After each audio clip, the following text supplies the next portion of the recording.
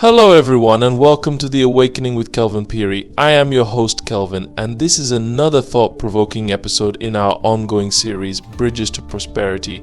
Last week we delved into a topic that is at the heart of every Zambian the 2025 budget. It was a conversation that touched on our economic future, our opportunities, and the way forward in creating a prosperous Zambia.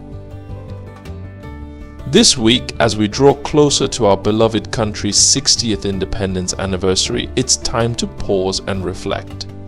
On October 24th, 1964, Zambia gained independence, and it's been 6 decades of nation building since then.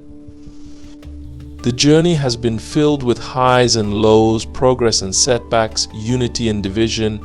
But as we look at the past 60 years, one critical question lingers: what have we learned, and how do we shape the future that lies ahead? In today's episode, we will explore the lessons we've gathered from our history, the realities of where we stand today, and why we cannot continue doing things the way we have for the last 60 years. We'll talk about the areas where change is crucial, how we must adapt, and what a prosperous future could look like if we take bold steps toward meaningful transformation. So grab a cup of tea, relax, and let's embark on this journey together. The early days of independence. To truly understand where we are today, we must start at the beginning. In 1964, when we finally broke free from colonial rule, Zambia was full of hope, optimism, and potential. We were rich in resources, copper being our pride, and we had leaders with visions of a united and prosperous nation. It was a time of great promise. But the challenges of building a nation from the ground up were immense. The early years were marked by efforts to establish political stability, create institutions, and drive economic development.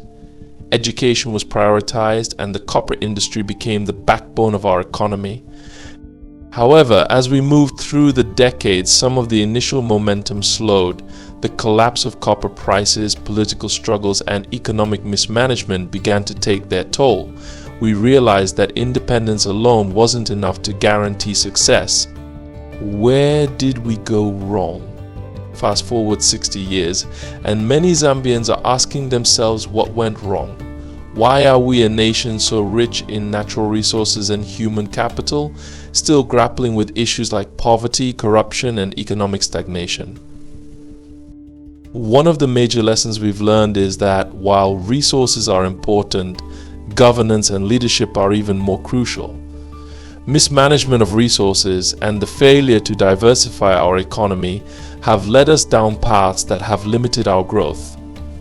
We've relied too heavily on copper, and when the global market for copper fluctuated, our economy was left vulnerable. But it's not just about the economy. Over the past 60 years, we have struggled to build institutions that serve the people rather than personal interests. Corruption has become a thorn in our side, eroding public trust and making it difficult to move forward as a nation. Why we must change. As we stand at this 60-year mark, it's clear that continuing to do the same things we've been doing is not an option. We cannot rely solely on our natural resources any longer. The world is changing rapidly, and Zambia must change with it. To move forward, we must focus on several key areas. 1. Diversification. Our economy needs to move beyond copper. Agriculture, tourism, technology, and renewable energy present opportunities for growth. We must invest in these sectors to create jobs and improve livelihoods. 2. Leadership and governance. The future of Zambia depends on having leaders who are accountable, transparent, and truly focused on the needs of the people. Corruption must be addressed head-on, with stronger institutions that can hold individuals to account. 3. Education and innovation. Zambia's future rests in the hands of its young people. We must invest in education and create environments where innovation can thrive. The jobs of tomorrow will be built on knowledge and technology, and we cannot afford to be left behind. 4. Unity and collaboration. Our strength as a nation lies in our unity. We need to bridge the divides between rural and urban areas, between different ethnic groups, and between the young and the old. Collaboration is key, and every Zambian has a role to play in building our future. A vision for the next 60 years. So where do we go from here? As we celebrate 60 years of independence, let us also use this milestone as a call to action. It is time for us to reimagine Zambia, one that is prosperous, inclusive, and forward-looking. In the next 60 years, we must build a nation that is self-reliant, not dependent on external aid, but one that stands strong on its own feet. A Zambia where every citizen has access to quality healthcare, education, and economic opportunities. A Zambia that is a leader in innovation and sustainability, not just in Africa but on the global stage. This is the Zambia I believe in, and I know that together we can make it a reality. But it will take each and every one of us.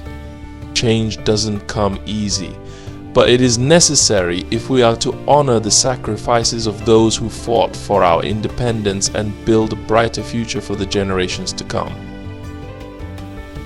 As we reflect on the past 60 years, let us also look forward with hope, determination, and a sense of responsibility.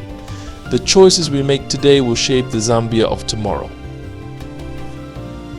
Thank you for joining me on The Awakening with Kelvin Piri as we continue to explore the paths to prosperity in our beloved country.